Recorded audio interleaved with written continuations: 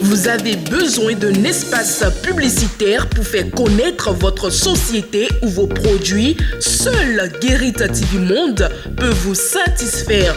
Pour tout renseignement, contactez le 00229 91 19 10 10.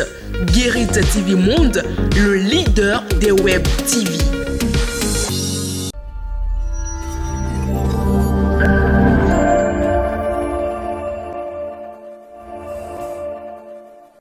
Amis internautes de Guérit TV Monde, bonjour et bienvenue dans l'écho de la Marina. Cette semaine, le président de la République du Niger, Mohamed Bazoum, comme annoncé, a entamé ce lundi 13 mars 2023 une visite officielle de 48 heures au Bénin.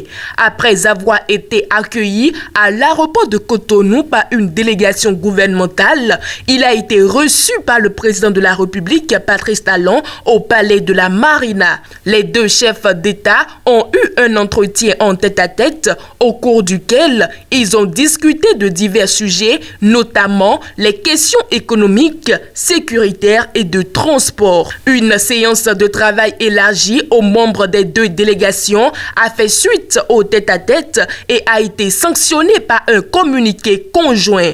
Au niveau des questions sécuritaires, les deux chefs d'État se sont félicités de la signature de l'accord de coopération militaire entre le Bénin et le Niger et ont convenu de renforcer la coopération en matière de sécurité et défense. Au thème des échanges, le conflit russo-ukrainien n'a pas été occulté. Les présidents Talon et Bazoum ont fait part de leurs profondes préoccupations face à la guerre en Ukraine qui perdure depuis plus d'1 an. Et face aux conséquences économiques et humanitaires de ce conflit, les deux chefs de l'État ont lancé un appel pour la cessation des hostilités et la recherche d'une solution pacifique impliquant toutes les parties prenantes.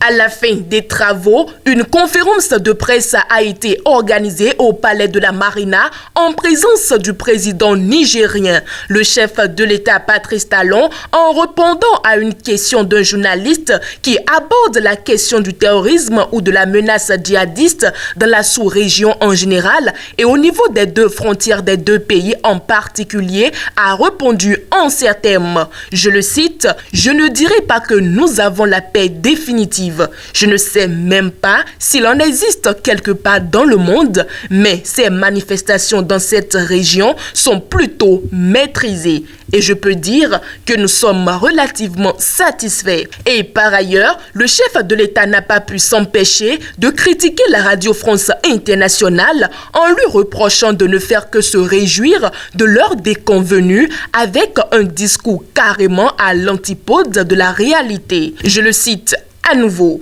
nous avons tous entendu ce matin sur vos antennes que le parc W fait l'objet d'attaques régulières. Je ne sais pas si le mot régulier veut dire la même chose que sporadique ou plutôt rare. Nous constatons, nous savons que c'est plutôt rare maintenant, mais pour vous, c'est régulier. Je ne sais pas quel sens vous donnez à cela, mais c'est dommage que ce qui vous intéresse et dont vous faites l'apologie ne soit que les choses très mauvaises ou qui parfois n'existent que dans votre imagination. Je suis désolé de le dire ainsi, mais la presse a l'obligation d'apprécier les choses telles qu'elles sont et d'utiliser les mots appropriés, a prononcé le chef de l'État Patrice Talon, en répondant toujours à un autre journaliste qui aborde la question du remaniement ministériel. Le chef de l'État Patrice Talon, je le cite, « Moi, je ne l'ai pas envisagé. On ne change pas l'équipe qui gagne », a répondu le chef de l'État pour commencer. Ces ministres, qu'il a appelés principaux chevaliers de sa dynamique, vont rester en place parce qu'ils lui donnent satisfaction. Le chef de l'État a saisi l'occasion pour féliciter ses collaborateurs pour le travail qu'ils font à ses côtés. En refermant cette page de la conférence de presse tenue au palais de la Marina, nous parlons à présent du Conseil des ministres tenu tenue le mercredi 15 mars 2023 sous la présidence effective du chef de l'État Patrice Talon. Au cours de cette rencontre, plusieurs décisions ont été prises.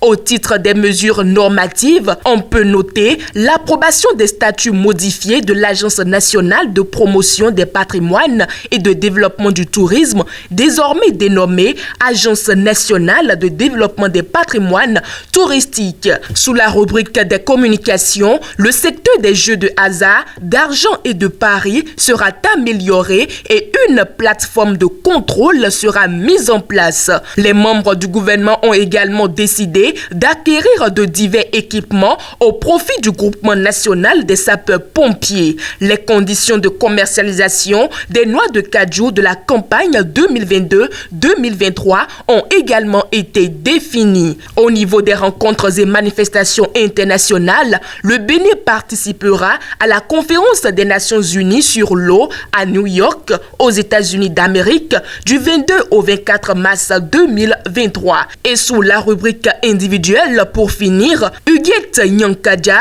remplace désormais Claudine Prudencio à la tête de l'Institut national de la femme. Une nomination a également été faite au ministère de la Santé. Ainsi prend fin l'écho de la Marina de cette semaine. À samedi prochain.